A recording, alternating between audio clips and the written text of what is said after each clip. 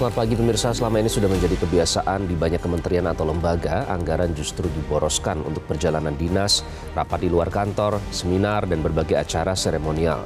Dengan begitu, instruksi efisiensi anggaran yang dikeluarkan Presiden Prabowo pada 22 Januari lalu memang diperlukan. Namun yang jadi soal, target efisiensi 306 triliun rupiah ini nyatanya ikut berimbas pada program yang lebih luas. Kita akan membahas terkait dengan efisiensi ini.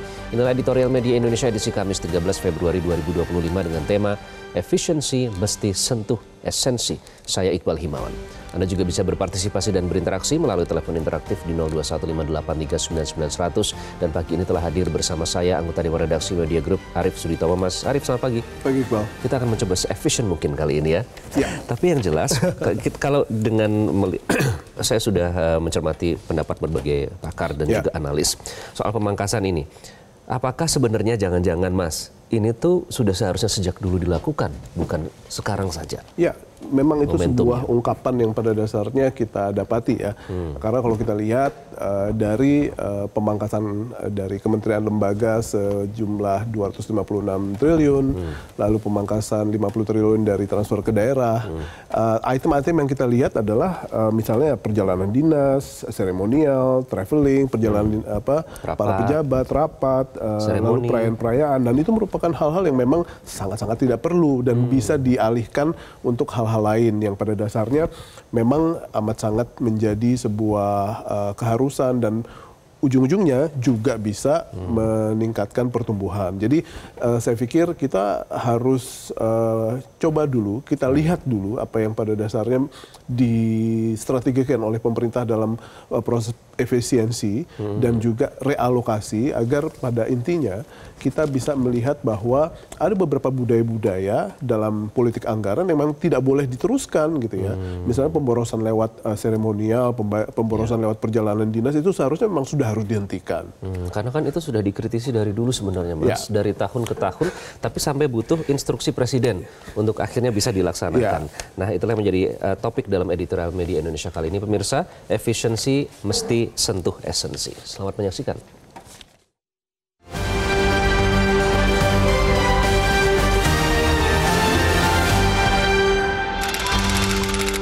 Efisiensi mesti sentuh esensi.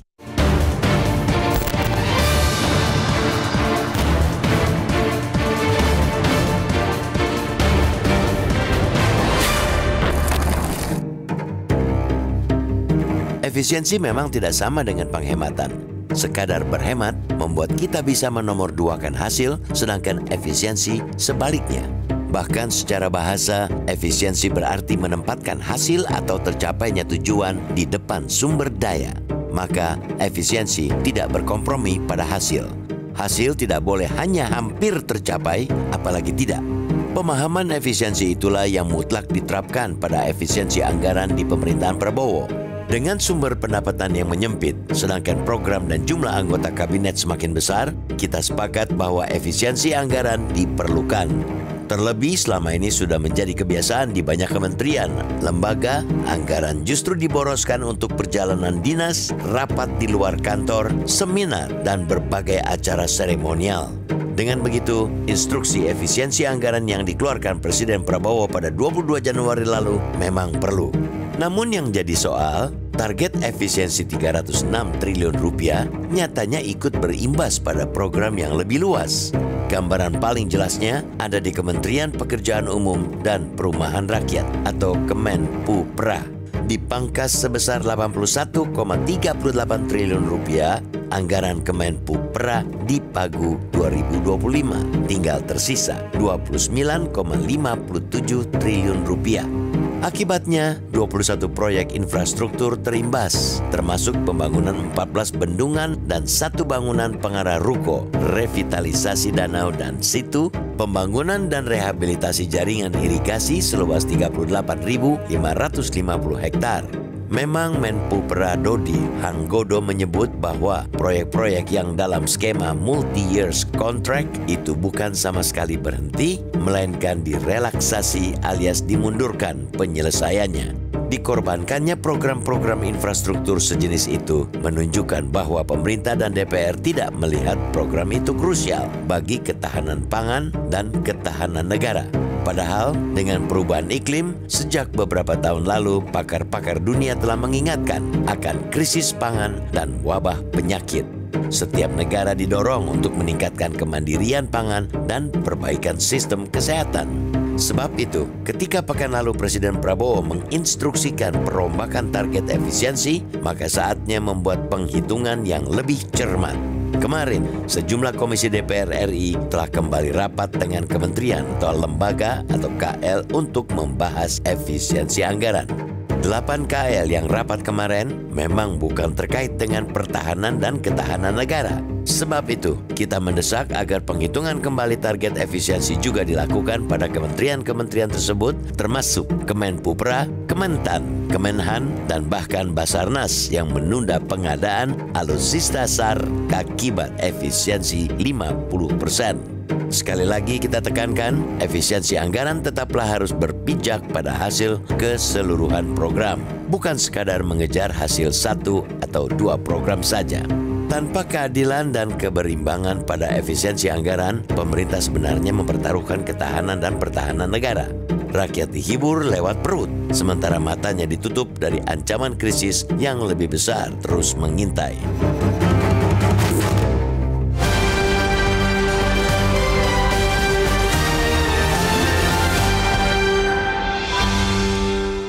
Efisiensi mesti sentuh esensi, itu menjadi topik dalam editorial Media Indonesia kali ini. Mas, jadi esensinya apa, Mas, yang harus disentuh dengan adanya kebijakan efisiensi ini?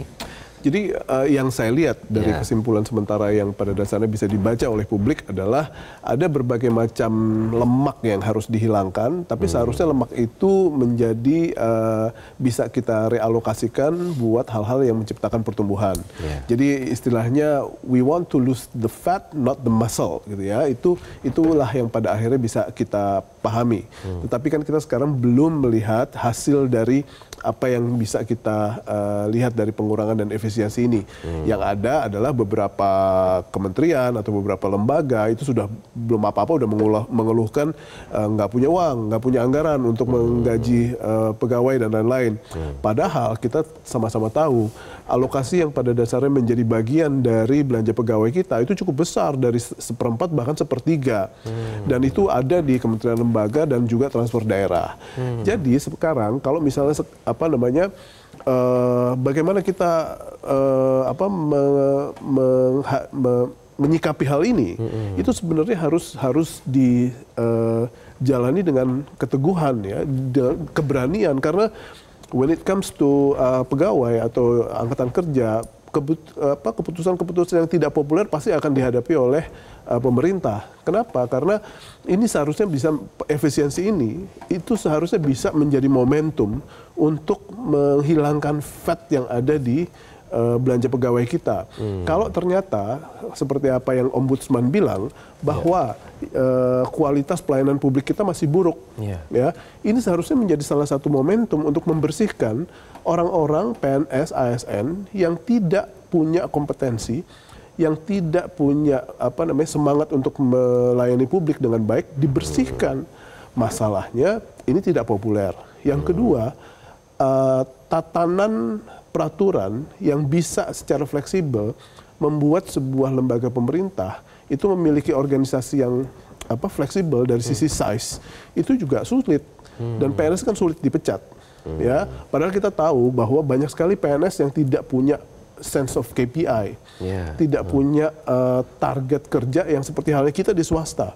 Apabila kita di swasta, KPI kita tidak masuk, dengan sangat mudah kita bisa mengganti orang tersebut atau kita bisa melakukan resizing terhadap organisasinya. Tapi kalau PNS kan nggak bisa. Jadi memang ini merupakan sebuah momentum yang harus disikapi dengan tegas, dengan strategis, dan dengan keberanian agar we lose the fat, but we don't lose the muscle. Khususnya dalam hal belanja pegawai. Itu relevan sekali, Mas Arief, karena memang dari hasil penelitian terhadap beberapa anggaran kementerian memang yang tertinggi adalah belanja pegawai, alih-alih belanja modal, bukan ternyata di belanja pegawai. Jadi kan itulah salah satu esensi yang harus disasar dalam pemangkasan efisiensi ini. Nanti kita akan bahas lebih lanjut. Bagaimana pendapat Anda? Kami nanti undangan untuk berpartisipasi melalui telepon. Tetaplah bersama kami.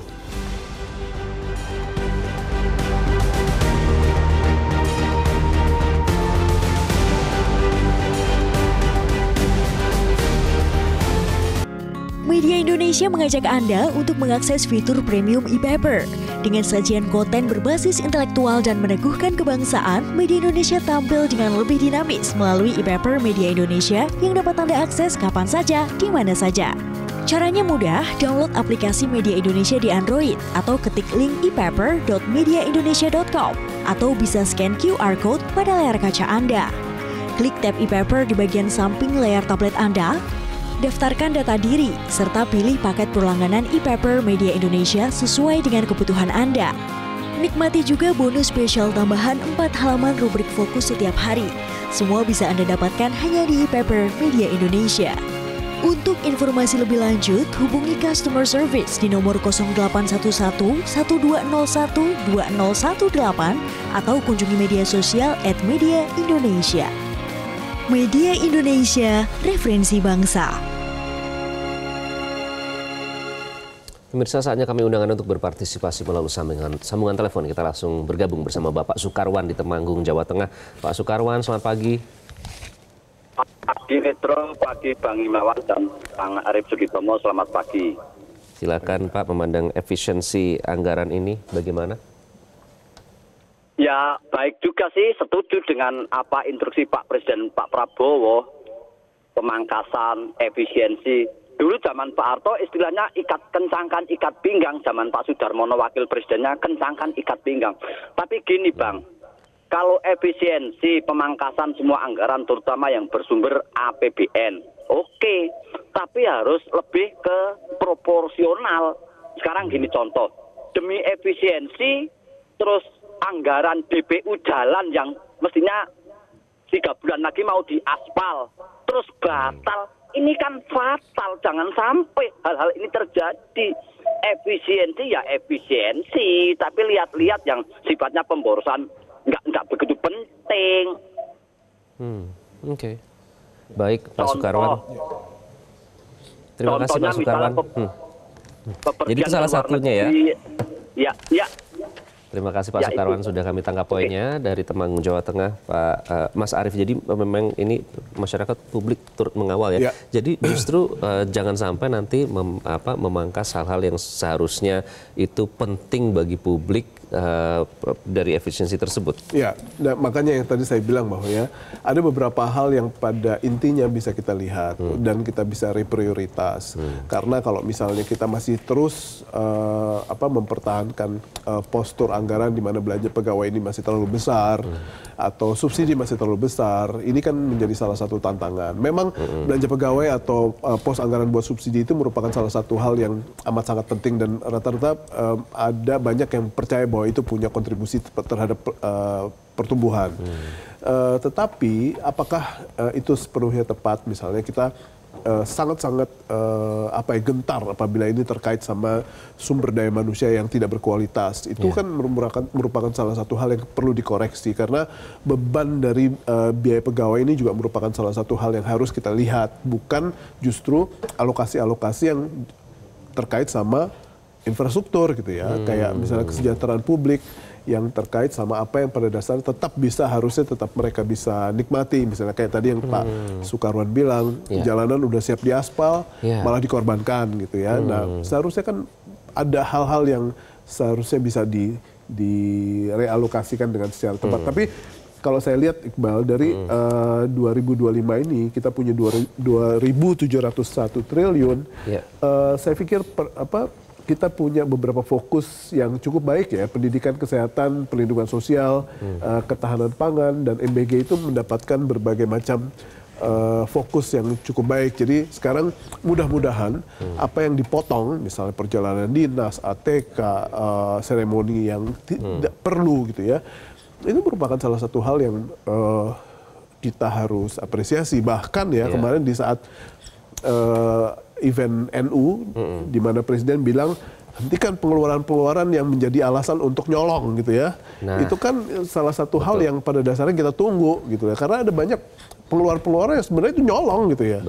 Yang harusnya 1 hari jadi 3 hari. Kan bukan hanya tiket dan hotel aja, tapi juga ada biaya-biaya lain buat yang orang bisa tersebut. menjadi celah perilaku korup ya. Betul. Mas Arief, ini artinya bisa menjadi momentum mengawasi efektivitas penggunaan anggaran. Karena tadi seperti Mas Arief, ini jamak kita dengarkan kalau di daerah-daerah perjalanan dinas memarkup SPD misalnya yang tadi. Kita udah bukan hal yang asing kan sama hal tersebut. Ironis kan sebenarnya kan. Ini momentum untuk mengawasi efektivitas penggunaan anggaran itu sendiri. Dan kalau dijumlah hal-hal yang terkait seperti itu kan kita bisa menghemat kurang lebih 306 triliun. Dan itu sangat berarti karena total anggaran buat makan bergizi gratis itu kan cuma 71 triliun.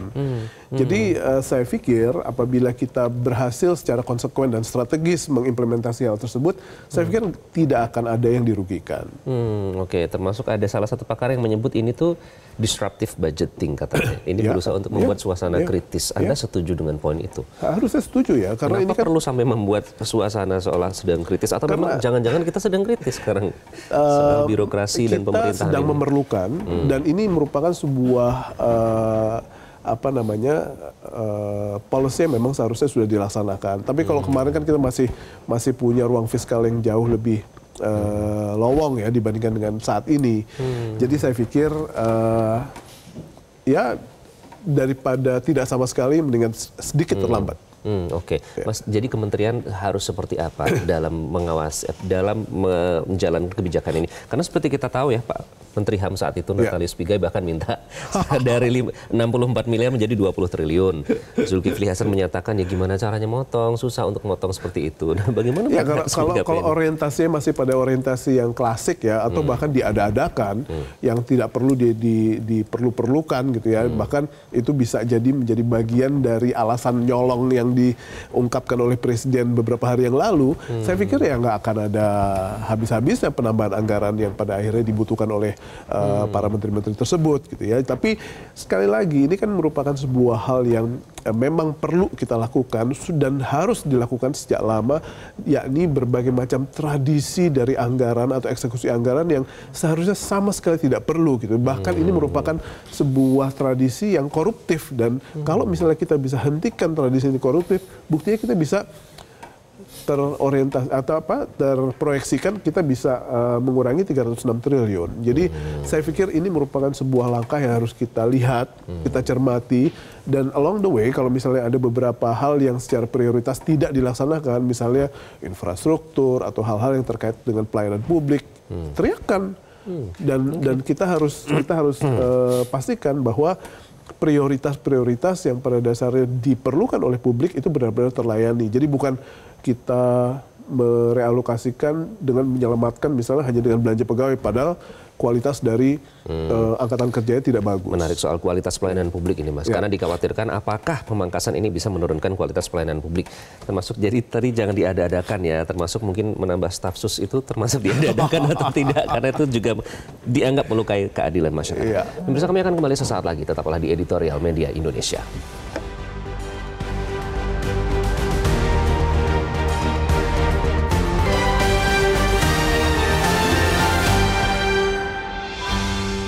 Kembali di Editorial Media Indonesia, Mas Arief. Jadi yang dikhawatirkan adalah jangan-jangan pemangkasan ini bisa menurunkan kualitas pelayanan publik.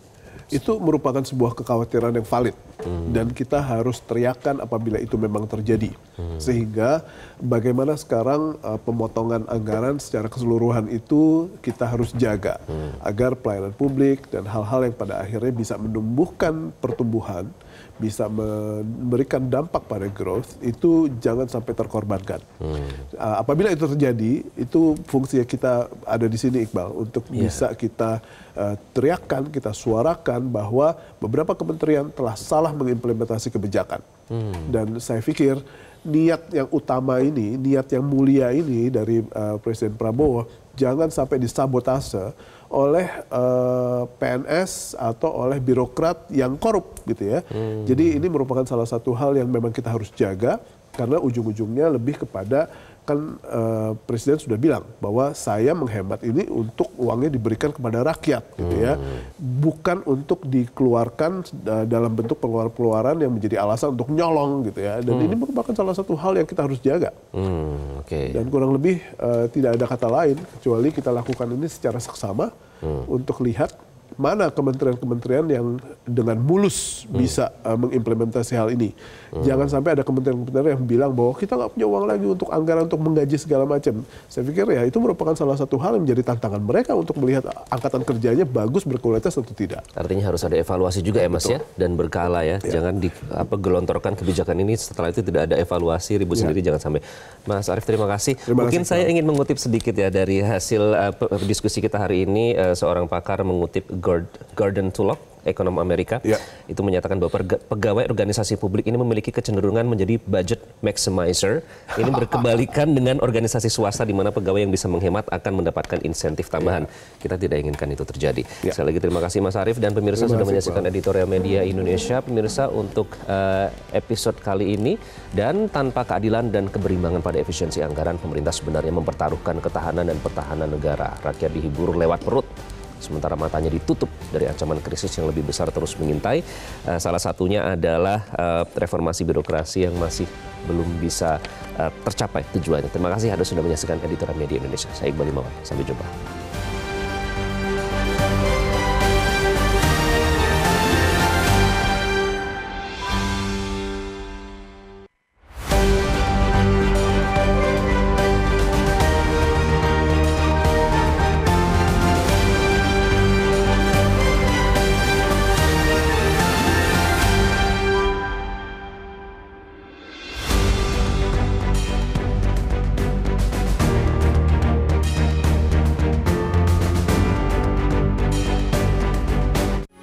Metro TV. Kick and Jelajahi cara baru mendapatkan informasi. Download Metro TV Extend sekarang.